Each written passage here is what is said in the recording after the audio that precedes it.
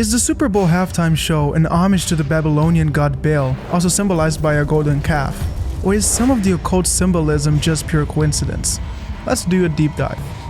One of the most popular American shows in history is the Super Bowl halftime show. I believe this is literally a worship ceremony to Satan. What do you guys think? Do you guys agree, or? I have seen a number of them over the years, and yes, there seems to be a common thread through them all. Right, A lot of people watching it, a lot of people pay attention to it, a lot of people... They say it's the largest stage that you can get to. If you are performing during the Super Bowl, you have arrived. Yes. So let's look at three people. First one being Madonna, and let's see what she says. And let's look at these performances that have happened in the past. And, maybe not. There'll be something similar with Super Bowl 2025, Kendrick Lamar. So let's take a look at Madonna and see what she says about Super Bowl. First of all, it's the Super Bowl. I mean, the Super Bowl is kind of like the Holy of Holies in America, right? So, here I am. I'm going to come into the halfway between, the church experience, and I'm going to have to deliver a sermon that's going to have to be very impactful. At the time, Madonna may have seemed like an odd choice for the 2012 Super Bowl. But then again, Madonna is no stranger to performing occult rituals during her performances. Whether she's surrounded by demons, dancing with scantily clad nuns who are stripping on poles in the shape of a crucifix, or delivering an occult sermon in probably the most offensive and blasphemous performance I have ever seen in my life.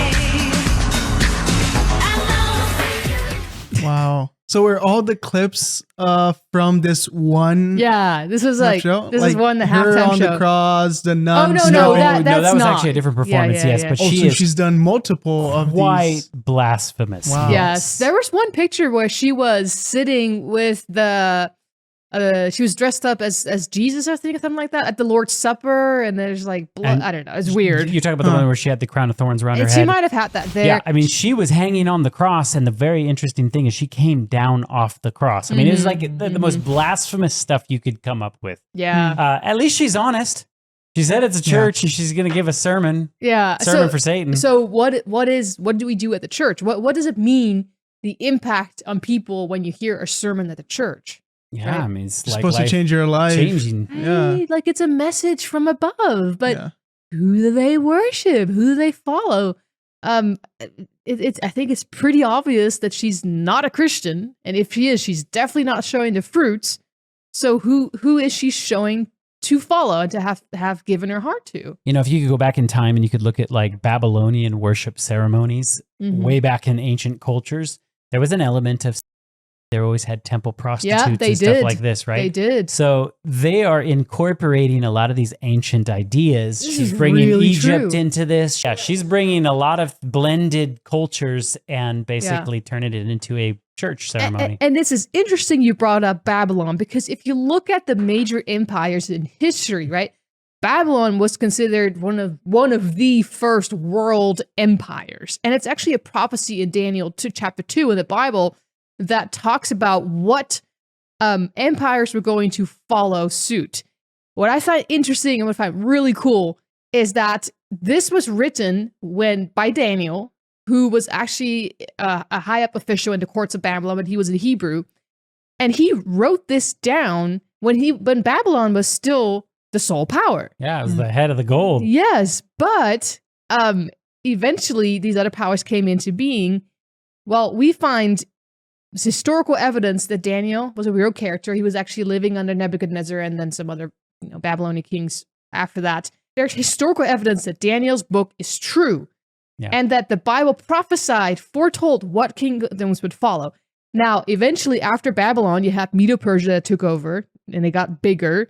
And then you had Greece taking over. It got bigger. And then you had Rome taking over and it got bigger. And this is literally what she's portraying here, right? She's portraying the Spartans that are carrying, which, like you said, goes back to Babylon. Like it's all been coming down, and now here she's portraying this kind of stuff. She knows what she's doing, you know? 100%. And then also at the end of the clip, you saw this guy throw up the horn sign, like the devil sign, which people say, oh, it's just a symbol of rock and roll. No, it's not. It's a symbol of Satan. It's the horns of the Baphomet, image. All right, so let's look at the next one, Katy Perry. Now, this is actually a clip from a video that we've done before. This one and the next one about Beyoncé that we're going to cover as well. They're from a video you can watch on YouTube about 10 celebrities who sold their soul. Let's take a look what she's up to. Katy, whose real name is Catherine Elizabeth Hudson, grew up as a PK or pastor's kid with 2 evangelical Christian pastors as parents. In her sheltered home, she wasn't allowed to check out worldly music artists. We knew about Madonna and Marilyn Manson in my family because we picketed their concerts. Once, while handing out pamphlets at a Manson concert, Perry went inside and, to her surprise, found it really interesting and weird. I got it, she said. It's notable that Katy Perry shares to have found Marilyn Manson, who was a priest of the Church of Satan, interesting. Because years later, she said this. But yeah, I mean, I released a gospel record when I was 15 because I grew up in, a household where all I ever did was listen to gospel music, and my parents are both traveling ministers. And so I kind of sang about, what was going on in my life at 15, and that's how I got introduced to the music industry. I swear I wanted to be like the Amy Grant of music. Yeah. But it didn't work out, and so I sold my soul to the devil. Katy Perry is now known to throw around a lot of satanic, occult, and pagan symbols, including references to Egyptian gods, Freemason imagery such as the checkered board at her Super Bowl performance, snakes, which according to the Bible is a symbol of Satan, and aliens, which actually is a reference to demons.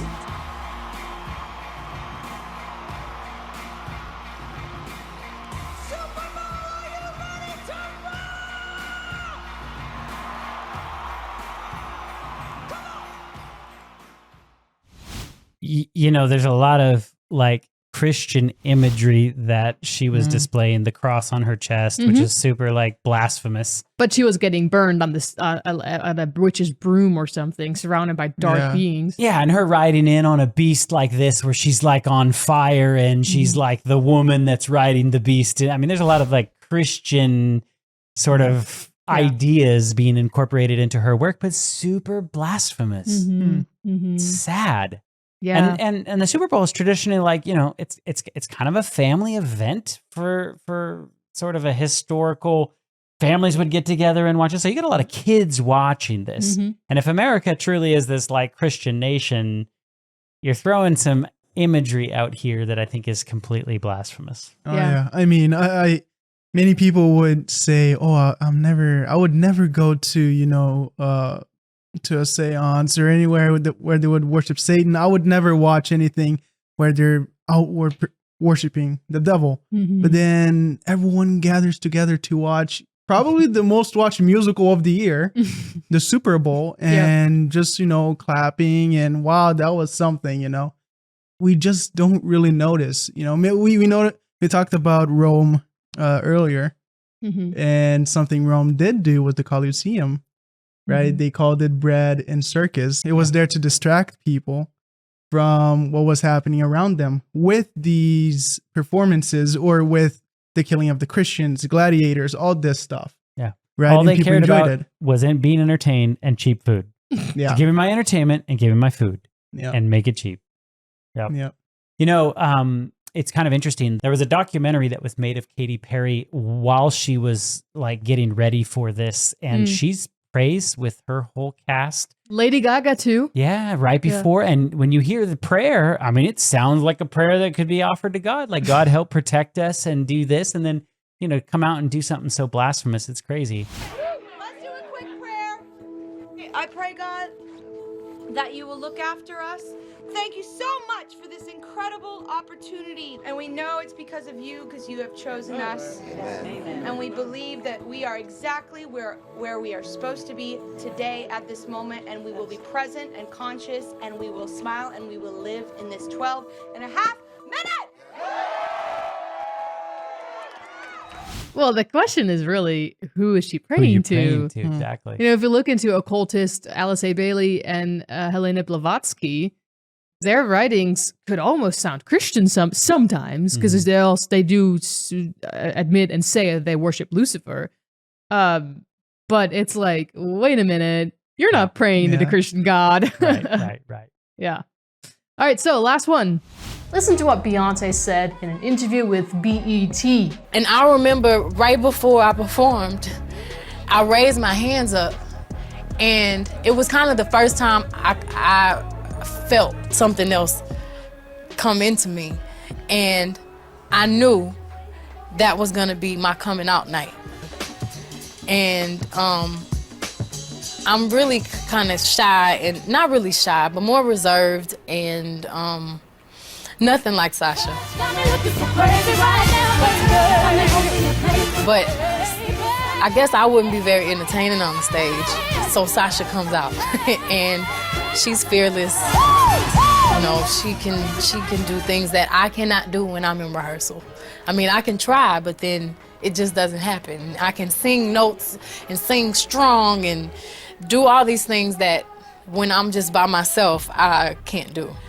So, like when you're getting ready to go on stage and perform, does Sasha Fierce, when does she show up? Usually when I hear the crowd, when I put on my stilettos, when like the moment right before when you're nervous and that other thing kind of takes over for you. And it's no different from anyone else. I feel like we all kind of have that thing that takes over when it's... Beyoncé is again one of those celebrities who grew up Christian, seems to have lost sight of their religious upbringing, even going as far as embracing satanic and pagan symbolism. Here, the singer is seen dressed up in a motorcycle costume, hinting at the goat of Baphomet, symbol of Satan.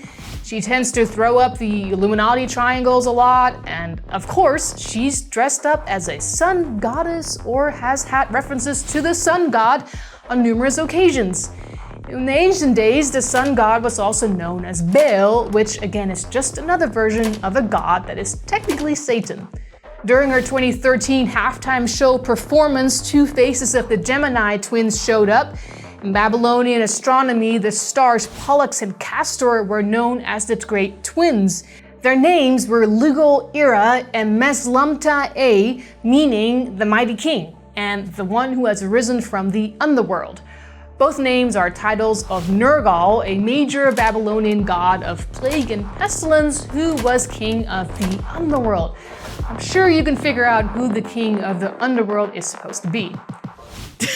You know, it's just amazing. This is what I really mean by, like, if you could go back in time and look at what a Babylonian worship ceremony looked like, I guarantee you'd have been like, I've seen this before. Yeah, dude. Yeah, and for those who are still confused, Sasha is not a stunt double. Yeah, it's not somebody taking Right? over. That's someone demonic. taking over. Yeah, and she says that all of us do, and we're like, I'm not so sure about that. Wow, there's a lot of alter egos. You know, Nicki Minaj, she talked about her alter egos, Roman. It's just, when he takes over, he's like an angry guy and stuff like that. And she speaks of him like he's a total entity. And Eminem has one too. Slim Shady. Yeah. Yeah, I mean, why always Babylon? Why are we always going back to Babylon? Even when you're portraying like Madonna did, it has origins in Babylon. I think the number one thing that Satan knows to try and entice people is worshiping other than God. I think the number one commandment that God gave, thou shalt have no other gods before me, is literally number one, because God's like, look, if you get this one wrong, it's going to just trickle down to everything else. And these guys are glorifying the gods that they serve and the gods that have made them in these powerful positions. And, you know, I've seen videos of Beyoncé and all the witchcraft that her and her entire family is involved in. There is her drummer basically put a restraining order on Beyoncé saying that she does extreme witchcraft and was like doing witchcraft against her drummer because her drummer was like not seeing eye to eye and stuff. Lady Gaga, she had a personal assistant or something like that, and Lady Gaga made her sleep in the bed with her, but Lady Gaga was like harassed by demons, and then her assistant also put a restraining order against Lady Gaga. And Lady Gaga is also performing at the Super Bowl. Not this one, but she has. Right, she has. So it's like, who are these people that we're dealing with? That's why all of a sudden you've got Kendrick Lamar, Yep. who claims he's Christian. I put that in big quotations there. Mm-hmm. What's that going to be like? Yeah, we'll have to see. I mean, you got all these people that have started out in Christianity, and look where they end up. Oh, he's like Babylon. And it's interesting that Babylon, if you look at Babylon, it was the greatest empire of its time. And also, if you look at the dream in Daniel, what in the statue, what was representing Babylon? It was the head of gold. The head of gold. Yeah. It was like the head. It was like the most important thing, which made King Nebuchadnezzar really have a lot of pride in what he had built, right? And we know that pride was what caused Satan to fall, right? He thought he was the greatest and greater than God himself. Yeah. So when you have artists like that go out and perform, and they're just doing it out of pure pride, that's the God they're worshiping right there. Yeah. The God of self. Yeah. Revelation 14 gives us a pretty clear picture of separating ourselves from Babylon. Yeah. Babylon is fallen. Pride is what causes us to fall. And that's the god that these people in Babylon worshipped. It was Baal. It was child sacrifices, which, I mean, we can go down a whole rabbit hole, but we know this kind of stuff happens in these kind of industries. We know it does. But child sacrifices, I mean, like you said, there were performances and temple where part of the performance was to do that. Now they're not there yet. However, they're so scantily clothed. They do certain movements and rituals and dance movements that is designed to portray that. I remember when it was Justin Timberlake, and I don't remember who he was Janet with. Jackson. Janet Jackson. And they had a malfunction of her wardrobe. And she basically exposed herself on national TV. Yeah, he pulled off a cup, and she here, and she looked shocked. So people thought that he did it on purpose or something. I don't know what it was, but I would doubt that nobody knew that in advance, because if you think about it, as a dude, you're not just going to be like, oh, let me grab here. And but of course it's not going to come off because it's a one piece. In advance it's going to come off. I don't know. We don't know what happened there, but it was definitely another candid exposure that I think is all just part of the strategy. And with where the world is headed, the Bible says, and we'll look at a verse in that in a second, that we're heading in the same direction as Sodom and Gomorrah, where this was like, this is nothing. And we are headed in that direction. So we are Christians. Let's take a look at the Bible. Should we be watching this kind of stuff or not? Proverbs 4:14 and 15 says, do not enter the path of the wicked, and do not walk in the way of evil. Avoid it. Do not travel on it. Turn away from it and pass on. 2 Corinthians 3:18, but we all, with unveiled face, beholding as in a mirror the glory of the Lord, are being transformed into the same image from glory to glory, just as the Spirit of the Lord. I know we've reiterated this over and over and over again, but I know there's always new viewers, so I want to reiterate this again. This is not just a biblical principle, by beholding we become changed. It is a scientific principle as well, something called mirror neurons. Monkey see, monkey do. If you do something, my brain cannot determine the difference between what you're doing, what I'm doing. It registers it as I'm doing that. So if I'm watching the Super Bowl and I'm seeing people clothed very scantily dancing around, I'm doing that according to my brain. And the same as if they are showing Baal worship, Lucifer worship practices, your brain registers as I'm doing that. So maybe we should not be watching this kind of stuff. Lastly, Luke 17:26-30, and as it was in the days of Noah, so it will be also in the days of the Son of Man. Meaning Jesus' second coming or before his second coming. They ate, they drank, they married wives, they were given in marriage until the day that Noah entered the ark and the flood came and destroyed them all. Likewise, as it was also in the days of Lot, they ate, they drank, they bought, they sold, they planted, they built. But on the day that Lot went out of Sodom, it rained fire and brimstone from heaven and destroyed them all. Even so, it will be in the day when the Son of Man is revealed. And it's not all bad things, drinking, eating, selling, buying, but it's about the distractions. Yeah. It's about like a Trojan horse. It seems like it's good at first, but then on the inside, it's just like things like that all come for destruction. They're not aware that judgment was literally like at that moment. Well, they were told it was coming, but they weren't listening. Right. And so they're carrying on life as normal and disregarding where they were in the wake of time. Mm-hmm. Rather than repenting like Nineveh did, like, hey, we're sorry and, let's turn from it. They continued in that vein. Yeah. Yeah. And I like what Felipe is saying. It's not like these things are bad, but clearly what they were doing here was bad. Meaning there is a way to eat and drink and buy and sell and marry and give in marriage in a worldly way and in a Christ-like, godly, biblical way, right? And as we are Christians, we are looking forward to the second coming of Jesus. So we need to align all of those things we do in everyday life according to the Bible and how God is asking us to live, because we are therefore proclaiming, I believe Jesus is coming soon. We are testifying that he is the true God and not Baal, meaning Lucifer or Satan, and that we are awaiting his return, that we love him. So in a way, we need to be seeing, okay, what is this world doing? And let's flee from that. Let's run from sin. Mm-hmm. Let's get away from it. And we know this is from the world. And so our due diligence, our duty as Christians is to run to Jesus and run away from this stuff. Avoid the appearance of evil. Exactly. And whether you eat, whether you drink, do everything for the glory of God. Yeah.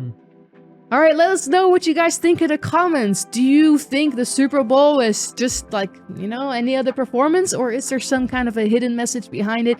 Is it a Baal, Satan, Lucifer worshiping performance? Let us know. Make sure you hit like, subscribe, and also, if you want to support our ministry, thank you so much. You can do so by going to lls.tv/give or patreon.com/ALittleLightStudios. And we've got some cool merch that you can buy on lightwear.shop. Light exposing darkness, Ephesians 5:11. You can't buy Scotty's though. He made that himself. You can't buy the panda t-shirt, but you can buy light exposing darkness. Thank you guys so much for watching. Thank you for tuning in, and we'll see you guys next time.